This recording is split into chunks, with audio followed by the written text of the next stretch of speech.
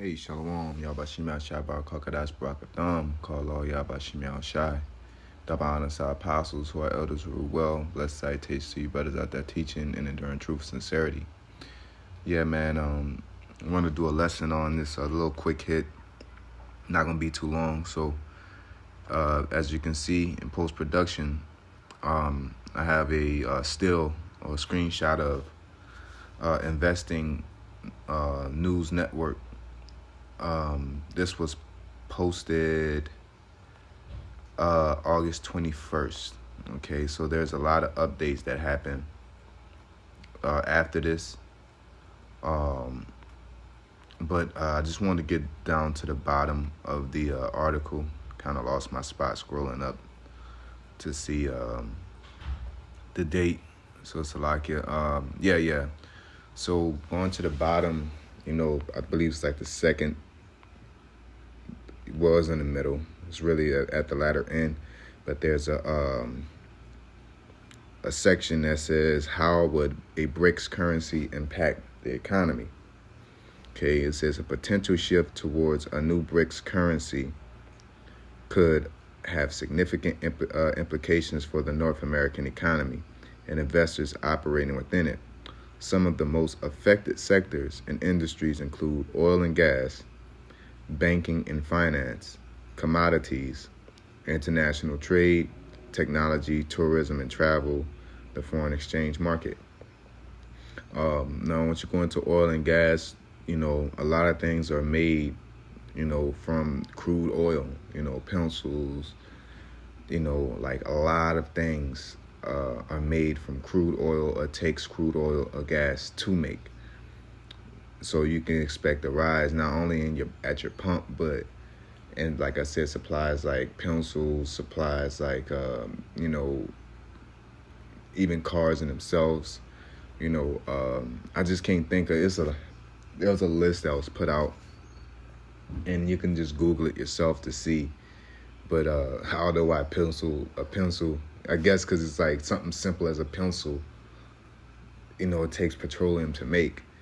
And it kind of, blew me away at the list that was on there, So I would suggest, I can't find it. It's not that important, but it will be eventually. And you go to banking and finance, those APR ratings, I could imagine that's going to skyrocket. Commodities, certain foods, grains, a lot of grains are taken. The U.S., but Russia has a lot of grains, and a lot of those sanctions that they put on these countries is not going to have as much impact either. Okay, international trade, talking about your foreign cars, foreign clothing, things of that nature, anything that's made in China, which is a lot of things, is going to skyrocket. It's going to go up in price. I'd imagine it's going to skyrocket if they're talking about 55 euros to $1, 55 units of the BRICS currency compared to $1. Technology, your iPhones, all that stuff. Because a lot of that stuff is made, the product, the pieces, like the chips are made in Taiwan. I forget the thing that's the product that's used, or the mineral that's used to make cell phones, that's found in another country as well. And to expedite, or trying to find a word, to pretty much get that resource from one country to America is going to be more expensive. So for them to take that resource from India and then get the chip from Taiwan and get them to make it in Germany, by the time it come back to the U.S., is going to be, really expensive, which will affect China in itself. But I just seen an article of people in China saying that they're telling the government of workers to dump the iPhone, and use other phones.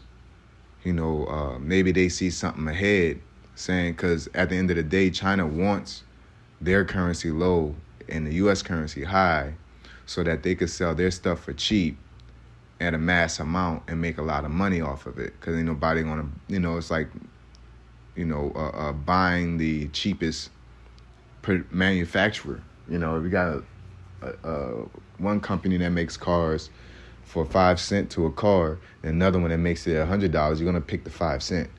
And they're gonna make their money in the long run. Especially if you're making the same product with the same quality. All right.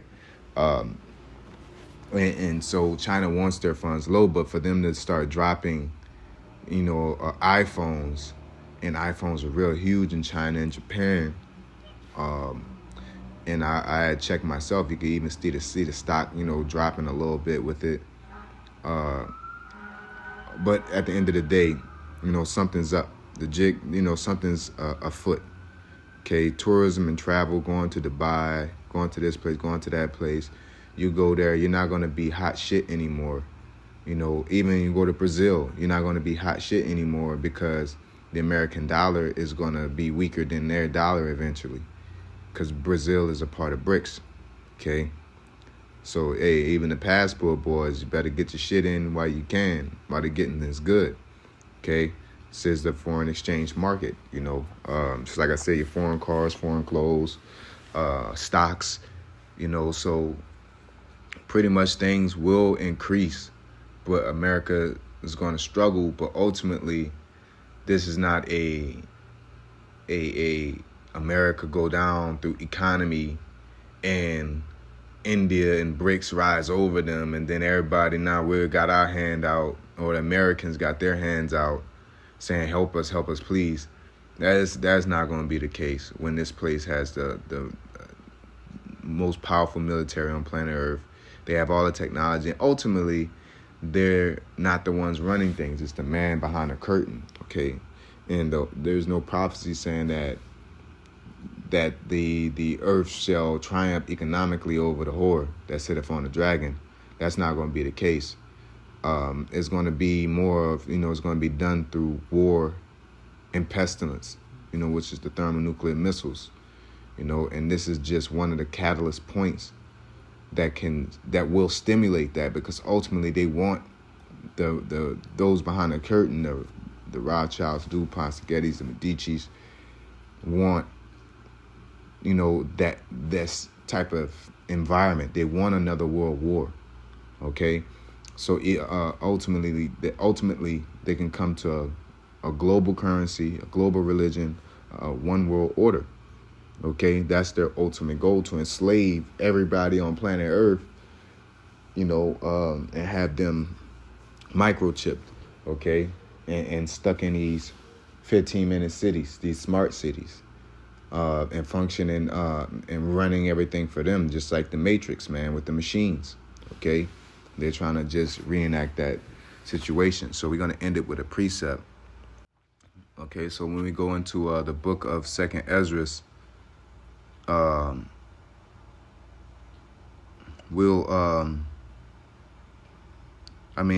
whole chapter goes in. I read it later, man, as well, just through the spirit, because it's about that time. 2nd Esdras 16:21, it says, behold, victuals shall be so good cheap upon earth, that they shall think themselves to be in good case. So yeah, you got these jobs are paying a lot. You got, TVs fucking cheap as hell. A lot of things are accessible and easy to get. You could just go on Instagram and get in a bikini, or OnlyFans, or YouTube, and just make these large amounts of money. So people think it's, I can do it. You can do it too. I can make this money, get into that bag. But as a brother, Elder Yashawamba, did a wonderful lesson, just going over the concept of the dollar and how it affects Americans, not knowing that resources is the true money and what it can cause, man. That it was a very eye-opening lesson, I implore brothers to watch and be edified, man. It's a really good lesson, but just going over how the dollar is not really worth nothing, but having it makes you feel like you're more important than you are, when you really don't know how to farm to get resources. You don't know how to barter. You don't know how to, create anything. You really don't have any significance outside of your degree, because if dollars weren't created, if dollars wouldn't exist in existence, what would be your niche to create something that's of value that somebody can trade you and give you something back? And a lot of people don't have anything to offer. Just sit behind a computer desk and answer emails and do things of that nature. You know, people don't know how to cook, clean, things of that nature. You know, so their real value is nothing. Okay, so but in this society they created a dollar and makes you feel like you're worth more than you really are. And it says, and even then shall evils grow upon earth, sword, famine, and great confusion. For many of them that dwell upon the earth shall perish of famine, and the other, that escape the hunger, shall the sword destroy. You know, because there's a lot of Americans out here that are liberals and office workers, and they don't know how to farm nothing. They don't know how to shoot nothing. They don't know how to kill an animal and skin it. They don't know how to do anything that requires actual survival. It's just that you go to on your phone, click in a number, call this person, and then they do it for you. That's the society we're in. And it's once all hell breaks loose and those services are gone, all these people are just gonna be up for the pickings, man. Okay, doomsday preppers, all that, man. All right, but at the end of the day, man, a sudden destruction and woe and famine and plagues and the sword is going to be coming down on these people, man. You know, even though it's called Jacob's trouble, everybody's going to be suffering, man. You know, with that being said, I say, call Allah Yabashim Yashai, Yabashim Yashai, Bashim Kakadash Brakatham. Shalom.